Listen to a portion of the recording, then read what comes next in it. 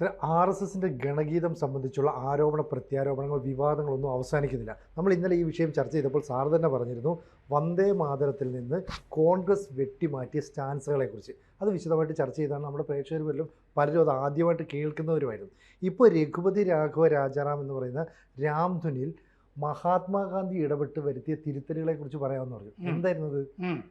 അതായത് ഗാന്ധിയുടെ ആദ്യമായിട്ട് ഈ ഉപ്പ് സത്യാഗ്രഹം ഉണ്ടല്ലോ, ദണ്ഡി മാർച്ചിൽ ആണ് ഈ രഘുപതി രാഘവ രാജാറാം പാടുന്നത്. ഗാന്ധിയുടെ പൊതുജീവിതത്തിൽ ആദ്യമായിട്ട് പാടുന്നത് ദണ്ഡി സത്യാഗ്രഹം 1930-ലാണ്. അത് രഘുപതി രാഘവ രാജാറാം എന്ന് പറയുന്നത് ഉത്തരേന്ത്യയിൽ വളരെ പ്രസിദ്ധമായ രാംധുൻ ആണ്. എന്ന് പറഞ്ഞാൽ ഭജൻ, രാമനെ പറ്റിയിട്ടുള്ള പ്രകീർത്തനം, ഭക്തിഗാനം എന്നൊക്കെ പറയാം.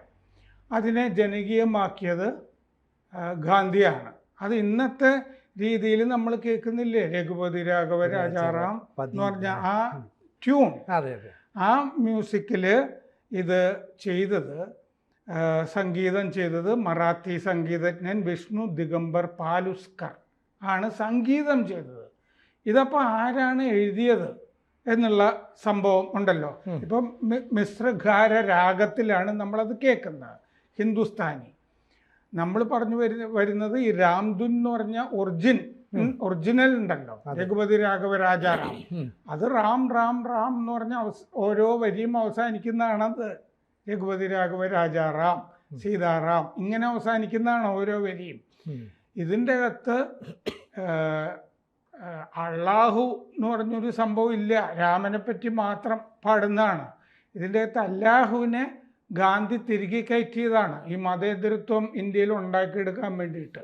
ആ കഥയാണ് ഞാൻ പറഞ്ഞു വരുമ്പോൾ എങ്ങനെയാണ് രഘുപതി രാഘവ രാജാറാം ഉണ്ടായത്, അതിൻ്റെ ഐതിഹ്യം കൂടി പറയണമല്ലോ. അപ്പോൾ ഇത് ആരാണ് എഴുതിയത് എന്നുള്ള കാര്യത്തിൽ വ്യക്തതയില്ല. രഘുപതി രാഘവ രാജാറാം തുളസിദാസ് ആണെന്ന് സംശയം. രാമചരിത മാനസ് തുളസിദാസ് എഴുതിയതാണല്ലോ. അപ്പോൾ അതിനെ അടിസ്ഥാനപ്പെടുത്തി വന്നതാണ് എന്നൊരു കഥ. മറാത്തി സന്യാസി 17-ാം നൂറ്റാണ്ടിൽ രാംദാസിൻ്റെ പ്രാർത്ഥന ആധാരമാക്കി ഉണ്ടായതാണ് എന്നൊരു തോന്നൽ. ലക്ഷ്മണാചാര്യ എഴുതിയ നമരാമായണം, അത് സംസ്കൃതത്തിലാണ്. ആ നമരാമായണം അടിസ്ഥാനപ്പെടുത്തിയതാണെന്ന് വേറൊരു ഐതിഹ്യം, അത് സംസ്കൃതത്തിലെ ഞാൻ പറഞ്ഞല്ലോ. അപ്പോൾ 108 ശ്ലോകങ്ങളാണ് നമരാമായണത്തിലുള്ളത്.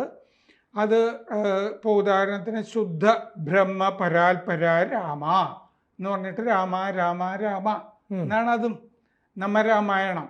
ലക്ഷ്മണാചാര്യരുടേത് അങ്ങനെയാണ് അത് തീരുന്നത്, രാമരാമ എന്ന് തന്നെയാണ്. അതിൻ്റെ അകത്ത് പക്ഷെ ചില വേർഷനുകളിൽ, ഈ നമരാമായണത്തിൻ്റെ ചില വേർഷനുകളിൽ അത് ചില വാചകങ്ങൾ ഈ 108 ശ്ലോകത്തിൽ അവസാനിക്കുമ്പോൾ രഘുപതി രാഘവ രാജാറാം എന്നുണ്ട്. അപ്പോൾ അതിൽ നിന്ന് രഘുപതി രാഘവ രാജാറാം എടുത്തിട്ട് ബാക്കി വേറെ ആരോ സൃഷ്ടിച്ചതാണ് എന്നിപ്പോൾ MS സുബ്ബലക്ഷ്മി പാടിയ മറ്റേ നമരാമായണത്തിലെ ഈ രഘുപതി രാഘവ രാജാറാം എന്നില്ല. ചില വേർഷനിൽ രഘുപതി രാഘവ രാജാറാം എന്ന് നമരാമായണത്തിൽ ഉണ്ട്. ആൻ്റണി പാറയിൽ എന്ന് പറഞ്ഞിട്ടൊരു കനേഡിയൻ എഴുതിയ Gandhi's philosophy and the quest for harmony എന്ന് പറഞ്ഞാൽ മതമൈത്രി ഉണ്ടാക്കാനുള്ള ഗാന്ധിയുടെ അന്വേഷണവും തത്വചിന്തയും എന്ന് പറഞ്ഞ പുസ്തകം, അതിൻ്റെ അകത്ത് ഈ രഘുപതി രാഘവ രാജാറാമിനെ പറ്റിയൊക്കെ പറയുന്നുണ്ട്. മറ്റേ ദക്കോറെ വിഷ്ണു ക്ഷേത്രം, ദക്കോറെ എന്ന് പറഞ്ഞ സ്ഥലത്തെ വിഷ്ണു ക്ഷേത്രം സന്ദർശിക്കാനായിട്ട് തുളസിദാസ് പോയി. ഈ രാമചരിതമാനസ് എഴുതിയ തുളസിദാസ് പോയി. എന്നിട്ട് അവിടെ വെച്ചിട്ട് പ്രാർത്ഥിക്കുമ്പോൾ അദ്ദേഹം ഒരു ബലം പിടുത്തം ഭഗവാനുമായിട്ട്, മറ്റേ തുളസിദാസ് പറഞ്ഞു, എൻ്റെ മുമ്പിൽ വിഷ്ണു ക്ഷേത്രമല്ലേ, നീ, നമുക്കല്ലേ ദൈവത്തിന് നീ എന്നൊക്കെ വിളിക്കാൻ പറ്റുള്ളൂ, നീ എൻ്റെ മുമ്പിൽ രാമാവതാരമായിട്ട് രാമൻ്റെ വേഷത്തിൽ വന്നാൽ മാത്രമേ ഞാൻ ഇന്ന് നിന്നെ വണങ്ങാൻ ഉദ്ദേശിക്കുന്നുള്ളൂ, ഈ തല കുനിക്കില്ല എന്ന് പറഞ്ഞിട്ട് ഒരു ബലം പിടുത്തം ക്ഷേത്രത്തിൻ്റെ അകത്ത്. അപ്പോൾ നടന്നു വലിയ ഭക്തനാണല്ലോ. രാമൻ സീതയും 2-3 ഭക്തന്മാരും ഒക്കെ ആയിട്ട് രാമദാസന്റെ മുമ്പിൽ പ്രത്യക്ഷപ്പെട്ടു. അപ്പോൾ ഗാന്ധി അദ്ദേഹത്തിൻ്റെ പ്രാർത്ഥനാ യോഗങ്ങളിൽ പറഞ്ഞിട്ടുണ്ട്, ഈ രാംധുൻ രഘുപതി രാഘവ രാജാറാം രാമനുമായിട്ടുള്ള ഒരു ലയനമാണ് എന്ന് പറഞ്ഞിട്ടുണ്ട്. അപ്പോൾ 1925 യങ് ഇന്ത്യയിൽ 1925 ജനുവരി 22 യങ് ഇന്ത്യ അദ്ദേഹത്തിൻ്റെ പത്രമാണ്. അതിൽ എഴുതിയിട്ടുണ്ട്, ഗാന്ധി രാമൻ, അല്ലാഹു, ഈശ്വരൻ എല്ലാം പരസ്പരം മാറ്റാനാകാത്ത വാക്കുകളാണ് എന്നെ സംബന്ധിച്ചിടത്തോളം. രാമൻ, അല്ലാഹു, ഈശ്വരൻ ഒക്കെ ആണെന്ന് എഴുതിയിട്ടുണ്ട്. അപ്പം മുമ്പേ മനസ്സിൽ ഈ ആശയം കിടക്കുന്നുണ്ട് എന്നർത്ഥം. പിന്നെ ഈ എൻ്റെ സത്യാന്വേഷണ പരീക്ഷണങ്ങളിൽ ഗാന്ധി പറയുന്നുണ്ട്, രംഭ എന്ന് പറഞ്ഞിട്ടൊരു ആയ ഉണ്ടായിരുന്നു വീട്ടിൽ. നല്ല സൗകര്യമുള്ള കുടുംബമല്ലേ ഗാന്ധിയുടെ. അപ്പം ആയ ഗാന്ധിയോട് പറഞ്ഞിരുന്നു, വളർത്തുമ്പോൾ എപ്പോൾ പേടി വരാനും ഈ പേടി മാറ്റാനായിട്ട് രാമനാമം നല്ലതാണ്, രാമ രാമ രാമ രാമ എന്ന് ജപിച്ചുകൊണ്ടിരിക്കുക. മാത്രമല്ല ഈ ഗാന്ധിയുടെ അവസാനത്തെ പുസ്തകം ഈ രാമനാമം കൊണ്ട്, രാമനാമം എങ്ങനെ ഔഷധമാകുന്നു എന്ന് പറയുന്നതാണ് അവസാനത്തെ പുസ്തകം. മരണാനന്തരം പ്രസിദ്ധീകരിച്ചതാണ്. അതിന് ഈ എന്താ പറയുക, രോഗങ്ങൾ സുഖപ്പെടുത്താൻ കഴിയും രാമനാമത്തിന് എന്ന് ഗാന്ധി അതിൽ എഴുതിയിട്ടുണ്ട്. എന്നിട്ട് ഇതനുസരിച്ചിട്ടൊരു ചികിത്സാലയമൊക്കെ പൂനെയിൽ ഉണ്ടാവുകയൊക്കെ ചെയ്തിരുന്നു. ആ ചികിത്സാലയം ഇപ്പോഴും ഉണ്ട് എന്നാണ് എൻ്റെ ധാരണ. അപ്പോൾ ഈ ഗാന്ധി ഇതിൻ്റെ അകത്ത് പിന്നീട് അല്ലാഹുവിനെ കൂട്ടിച്ചേർക്കുകയാണ്. ഈ മതേതരത്വം വളർത്താം, മുസ്ലിങ്ങളുമായിട്ടൊരു മൈത്രിയിൽ വരാം എന്നൊക്കെ ഒരു തോന്നൽ, സങ്കല്പം. തോന്നലിന് എന്ത് സംഭവിച്ചു എന്ന് ഞാൻ പറയാം. അപ്പോൾ അങ്ങേര് മറ്റേ 1930 ദണ്ഡിയാത്രയിൽ ഇത് രഘുപതി രാഘവ രാജാറാം ഇങ്ങനെ പാടുന്നുണ്ടല്ലോ. അപ്പോൾ അത് കഴിഞ്ഞ് ഈ നവ്ഖാലി എന്ന് പറഞ്ഞിട്ട് ഉള്ള സംഭവം ഉണ്ടല്ലോ. നവ്ഖാലിയിൽ ഹിന്ദുക്കളെ വംശഹത്യ, ഹിന്ദുക്കളെ കൂട്ടക്കൊല ചെയ്യാണ്.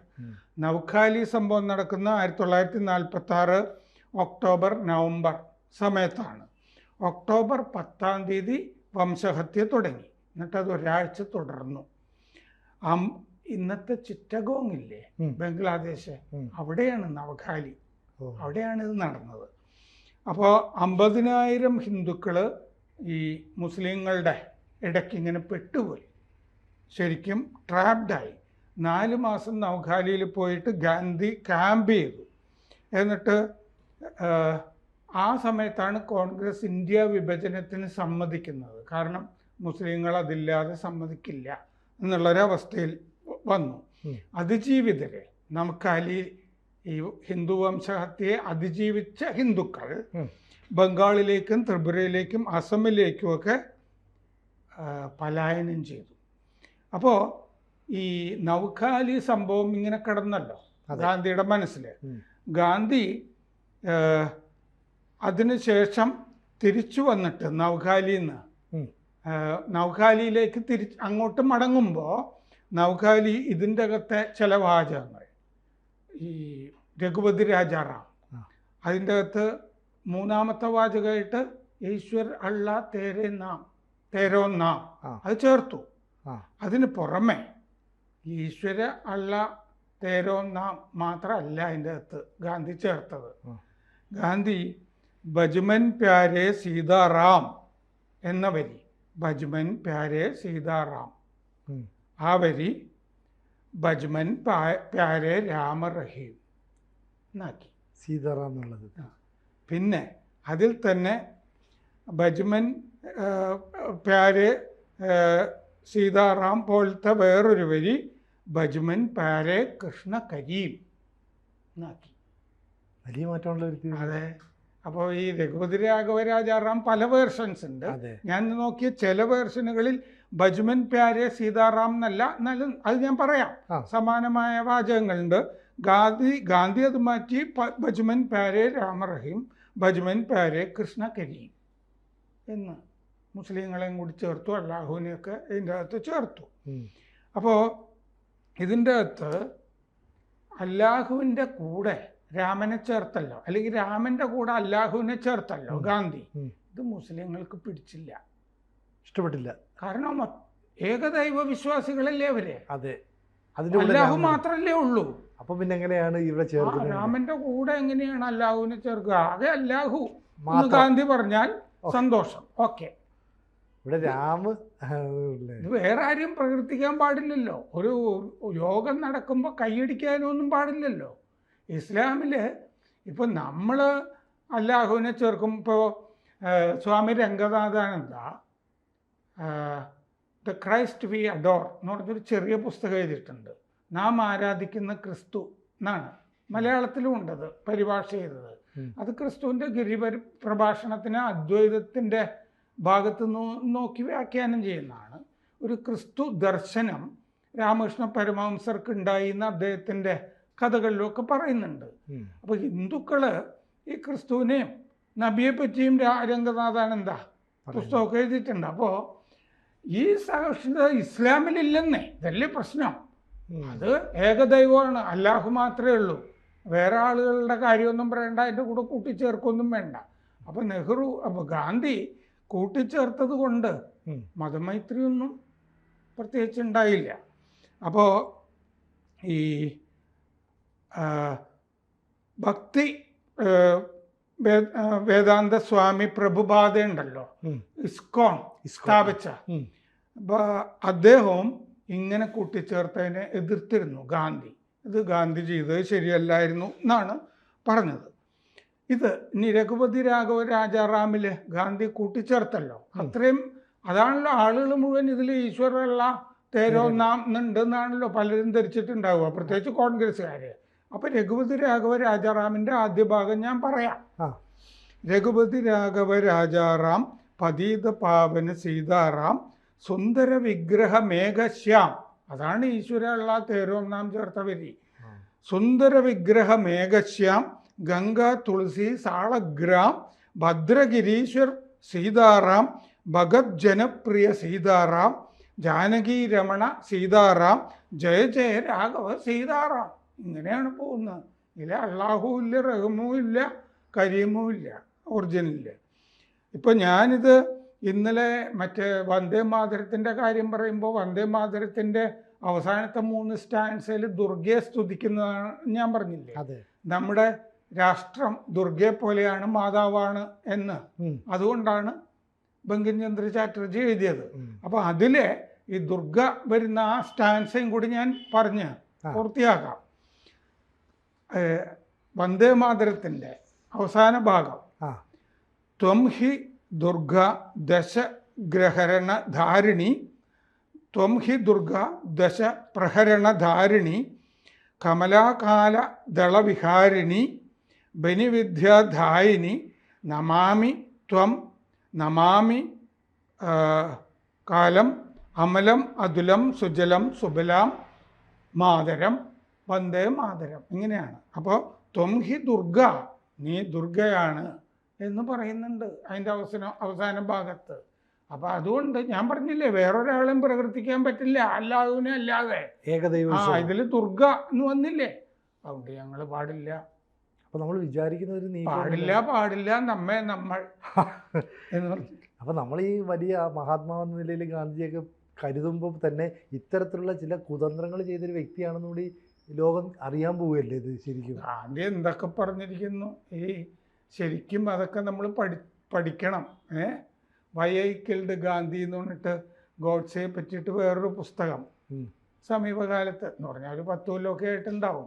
അപ്പം അതിൻ്റെ അകത്ത് ഗാന്ധി ഈ ഹിന്ദുക്കൾ ഭീരുക്കളാണ്, ഹിന്ദുക്കൾക്ക് ധീരത വരുന്നതോറും അവരെ മുസ്ലിങ്ങൾ അടിച്ച് ശരിപ്പെടുത്തുന്നത് ശരിയാണെന്നൊക്കെ പറഞ്ഞിട്ടുണ്ട്.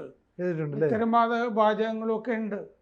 അപ്പോൾ ഹിന്ദുക്കളെ പറ്റി വലിയ അഭിപ്രായമൊന്നും അദ്ദേഹം പലപ്പോഴും രേഖപ്പെടുത്തിയിട്ടില്ലെങ്കിലും ഭീരുക്കളാണെന്ന് പറഞ്ഞിട്ടുണ്ടെങ്കിലും സനാതനി അല്ല എന്ന് പറയാൻ പറ്റില്ല ഗാന്ധിയെ പറ്റി. കാരണം മുഴുവൻ ലോകത്തിലെ സാഹിത്യം നശിച്ചാലും ഉപനിഷത്തിലെ തേന തെക്തേന ഭുഞ്ചീത എന്ന് പറഞ്ഞ മന്ത്രം നിലനിൽക്കുവോളം ഇന്ത്യൻ സംസ്കാരം നിലനിൽക്കും എന്നൊക്കെ ഗാന്ധി പറഞ്ഞിട്ടുണ്ട്. അങ്ങനെ പറഞ്ഞു. നമ്മൾ ത്യജിച്ചിട്ടും വേറൊരാൾക്ക് ഭക്ഷണം കൊടുക്കുക എന്നല്ലേ, അതെ അതെ. കൂട്ടുക എന്നുള്ളത്, തേന പുഞ്ചീത എന്നൊക്കെ അങ്ങനെയൊക്കെ എഴുതിയിട്ടുണ്ടല്ലോ. ഭഗവത്ഗീത വ്യാഖ്യാനം ഒക്കെ ഉണ്ട്. ആ ഒരു വശം കിടപ്പുണ്ട്. പക്ഷേ ബ്രിട്ടന് വേണ്ടി ബോയർ വാറിൽ യുവാക്കളെ റിക്രൂട്ട് ചെയ്ത് കൊടുത്ത ഗാന്ധിയും കിടക്കുന്നു. ഈ ആവശ്യമില്ലാതെ മതേതരത്വം ജിന്ന രാജിവെച്ച് പോയപ്പോൾ അലി സഹോദരന്മാരെ കൂട്ടത്തിൽ കൂട്ടിയ ഗാന്ധി കിടക്കുന്നു, മതമൈത്രി ഉണ്ടാവും എന്ന് വിചാരിച്ചിട്ട്.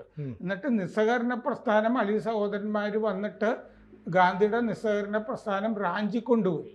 ആ നിസ്സഹകരണ പ്രസ്ഥാനത്തിൻ്റെ ഭാഗമായിട്ടാണല്ലോ ഖിലാഫത്ത് പ്രസ്ഥാനം അതിൻ്റെ കൂടെ ചേർക്കുകയാണ് ഗാന്ധി. അങ്ങനെയാണ് മാപ്പിളലകളെ സംഭവിച്ചത്. എന്നിട്ടാണ് നിസ്സഹകരണ പ്രസ്ഥാനം ഗാന്ധി വേണ്ടെന്ന് വെക്കുന്നത്, ഇല്ലേ? അപ്പം അങ്ങനത്തെ പാളിച്ചകളും ഉണ്ട്. അതും കൂടി നമ്മൾ പറയണമല്ലോ. എന്തായാലും ഇങ്ങനെ കൂട്ടിച്ചേർത്തു. മതമൈത്രി, മതേതരത്വം എന്നൊക്കെ പറഞ്ഞ ആവശ്യമില്ലാത്ത പണിക്ക് പോയതാണ്. ഇസ്ലാമിനെ പറ്റി വേണ്ടത്ര ഗാന്ധിക്ക് ധാരണ ഉണ്ടായിരുന്നില്ല എന്ന് തോന്നുന്നു. കൂടുതൽ വാർത്തകളും വിശേഷങ്ങളും നിങ്ങളിലേക്ക് എത്താൻ ABC മലയാളം സബ്സ്ക്രൈബ് ചെയ്യുക, ബെൽ ബട്ടണും അമർത്തുക.